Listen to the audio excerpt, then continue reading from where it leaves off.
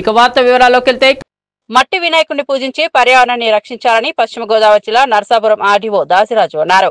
ఉచిత వినాయక ప్రతిమలు, వ్రత పూజ పుస్తకాలను పంపిణీ చేశారు. రసాయన రంగులతో తయారు చేసిన విగ్రహాలతో పర్యావరణానికి తీవ్ర నష్టం జరుగుతోందన్నారు. మట్టి విగ్రహాలను ప్రతిష్ఠించుకుంటే కులవృత్తిపై ఆధారపడిన కుమ్మరులకు ఉపాధి లభిస్తోందన్నారు. వినాయక చవితి ఉత్సవాలు ప్రశాంతంగా భక్తి శ్రద్ధలతో నిర్వహించుకోవాలని కోరారు.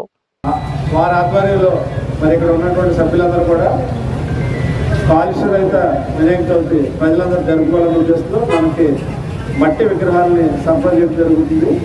మరి పాలిమర్తో కానీ లేకపోతే ప్లాస్టర్ పాలిస్తో కానీ చేసేటువంటి విగ్రహాలు మరి అవి నీటిలో కరగవు, ఇంకా నీటి కాలుష్యాన్ని అదేవిధంగా పర్యావరణ కాలుష్యాన్ని అవి పెంపొందించి ప్రజల ఆరోగ్యానికి ముప్పుగా పరిణమిస్తాయి కనుక ఇవి స్వచ్ఛమైన మట్టితో వేసి మరి చక్కగా సులభంగా కలిగిపోయే విగ్రహాలని మరి ప్రజలకు అందజేయడం వల్ల సమాజానికి అదేవిధంగా మేలు తీసుకున్నారు అవుతారు. రామకృష్ణ ప్రతివారు మరి ఇటువంటి కార్యక్రమం వీళ్ళు చేయటం అది కూడా మనకి ముందే ఇంకా 2 రోజుల ముందే ప్రజలకి